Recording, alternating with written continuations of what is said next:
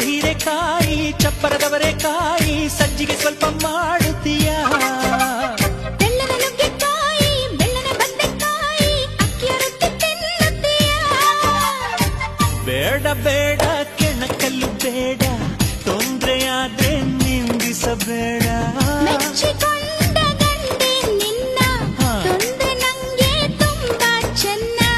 ನಿನ್ನ ಪ್ರೀತಿಯ ಮಾತೆ ಚೆನ್ನ ಮಲ್ನಾಡಡಿಕೆ